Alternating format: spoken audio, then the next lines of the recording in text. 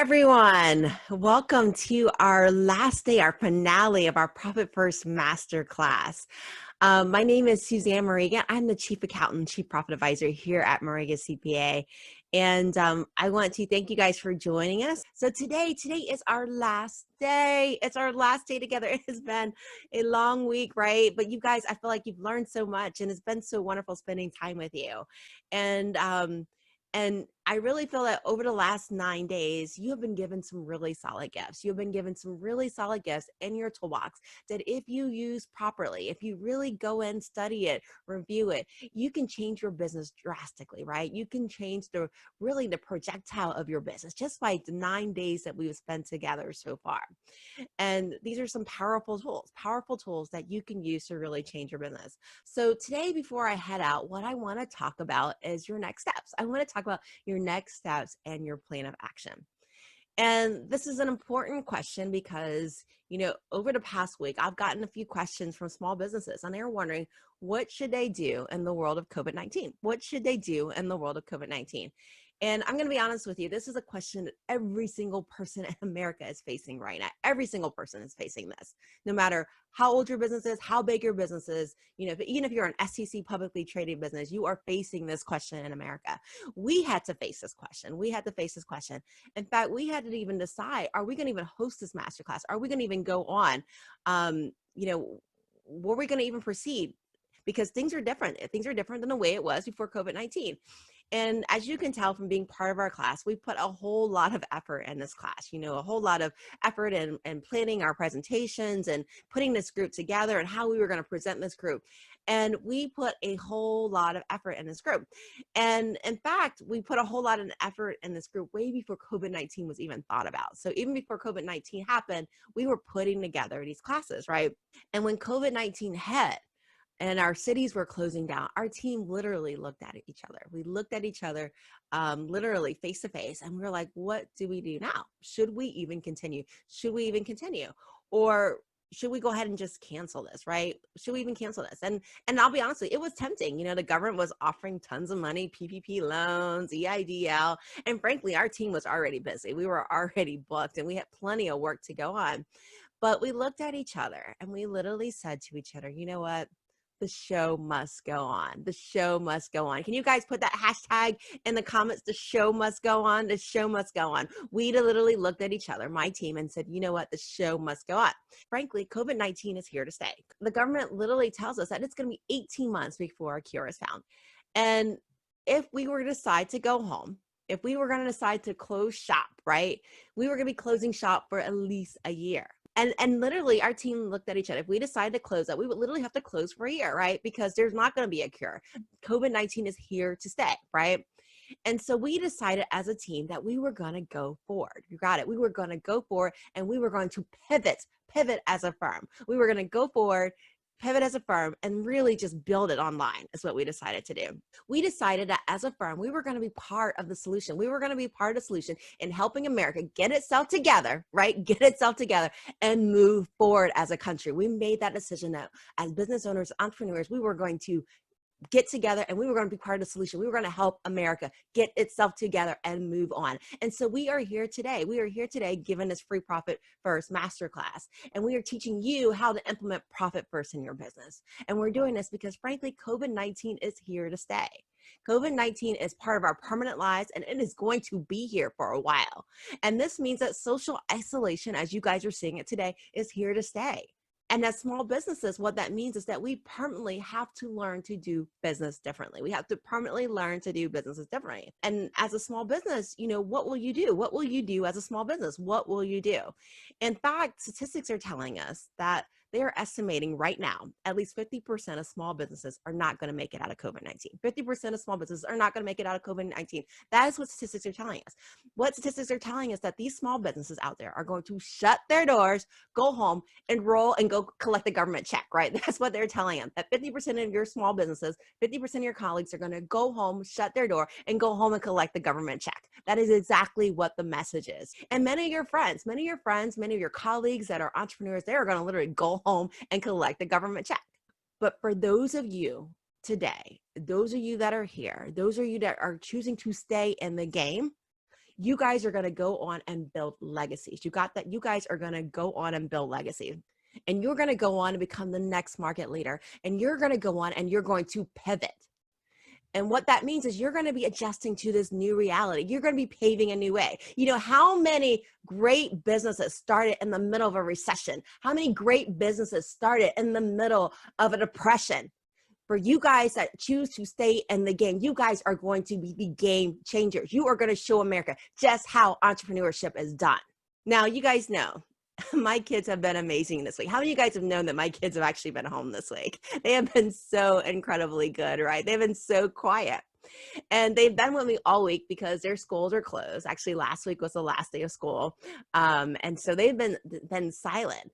And literally, there's been like no interruptions from them, right? No interruptions. They have been really good things, good kids.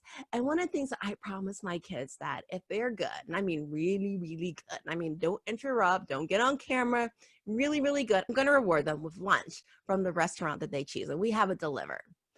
And they love this. They really look forward to this every single day. Where are we going to get lunch from today if they're really good, right? And one night I was sitting at home, like we are now, and I saw this commercial on Pizza Hut. And it was just a commercial like any other commercial. But this commercial really stood out to me because this commercial was from Pizza Hut. And in this commercial was Pizza Hut, and they were telling me that they were dedicated to my safety. You guys got that? Dedicated to my safety. They promised that they were not going to touch my pizza. They were not going to breathe on my pizza. And they were dedicated to protecting me from COVID-19. And in this commercial, they showed this long wooden spoon that they were using to get this pizza out of this oven. And they showed clips of people wearing gloves, right? And what they were messaging to me in this commercial, and what they were promising to me, that they were going to do every single thing in their power to keep me safe from COVID-19. Entrepreneurs, what are your customers concerned about right now? What is terrifying them? What is keeping them up at night? You know, I had a reporter and he contacted me 3 weeks ago, and he wanted to know what opportunities are out there in the market now that we live in the world of coronavirus. And if you guys haven't figured out now, after being with me for 9 days, questions don't just come and go with me. I'm a deep thinker, and they sit with me until I can really, really hash it out and run it through my mind and really think about what the solution really is. But it was interesting because the answer that kept popping up in my mind, that kept spinning, and I just kept coming to was the opportunities are still here. Can you guys write that down? The opportunities are still here. Get that. Hashtag opportunities are still here. And what I mean is the needs are still here. The money is still here. Just because coronavirus hit, the dollars didn't just evaporate and disappear like poof, the money don't exist anymore. The money is still here. But the difference is now as business owners, we have to pivot and change in terms of how we will deliver our goods and services to market. For example, if I was a hardworking woman prior to COVID-19, now how many of you guys are hardworking women? I love that saying. Our team's still there. Hashtag hardworking woman. If you guys are a hardworking woman, put hashtag hardworking woman. Even if you're a hardworking man, we all appreciate a hardworking man, right? Hashtag hardworking man. Please write that down, hardworking woman. Now, or hardworking man if you're a guy. Now, if I was a hardworking woman prior to COVID-19, right? If I was a hardworking woman prior to COVID-19, I'm still a hardworking woman, right? I love that, Sandra. Yes, yes, yes, yes. Crystal, I love the muscles. You know, we can do this, right? If I was a hardworking woman prior to COVID-19, I am still a hardworking woman. And if I was a hardworking woman, I love that, Sandra. If I was a hardworking woman, I didn't get much cooking done at home because I'm a hardworking woman and I'm constantly busy, right? And so in COVID-19, I'm still a hardworking woman and I still don't have time to cook at home, right? Now, restaurant, I don't know if we have any restaurants out there. Did I say meal planning opportunity? Did I say meal planning opportunity? Restaurants, if you can sell me a different meal every single night, if you can put together a meal plan that says, you know what, when you're done with work, Suzanne, your dinner is going to be here at this time, and you can deliver it, and you can promise me that food is going to be delivered at this time based upon a meal plan, guess what? And if you can promise me also contactless delivery, if you can make me feel safe, right? If you can make me feel safe that I can eat your food and I'm going to survive, then you have a customer for life, right? You have a customer for life because my habits didn't change. My needs didn't change, but now I'm just scared and I need you to tell me that I am safe if I allow you to provide meals for my family. Now, if I'm a hardworking woman prior to COVID-19, right? If I'm a hardworking woman, guess what? And I had a dirty house prior to COVID-19. I still got a dirty house, right? I still got a dirty house. In fact, it's more dirty now than it was ever before because now I have kids at home, right? I have kids at home. And don't tell me kids don't make a mess. It's COVID-19 world. It's COVID-19 world. And I'm still concerned about safety, right? It's COVID-19. And I'm still concerned about safety and the impact of what it's going to be having somebody in my house, right? But if you're a cleaner, if you are a cleaning woman and you promise me that you're going to protect me, right? You promise me you're going to protect me. And you tell me that you're not only going to keep my house clean, but you're going to protect me because all the supplies that you're going to bring to the house are going to be supplies that you're going to leave at my house, that are going to be used exclusively in my house.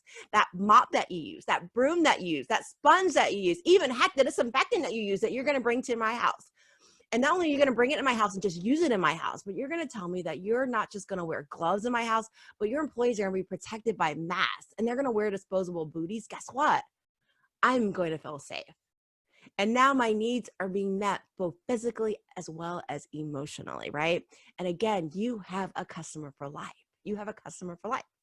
So pivot entrepreneurs, pivot.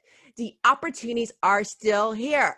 The money is still here. The needs are still here. Pivot to service the gap, pivot to service the need. Now, some of you guys out there, you're already finding new ways to serve. You're innovative, right? You're entrepreneurs. You're already finding new ways to serve. Now, I have a client and he's a manufacturing client, right? And over the past few months, he has switched gears. He now manufactures masks in the COVID-19 world. He manufactures masks and he's making a lot of money doing it.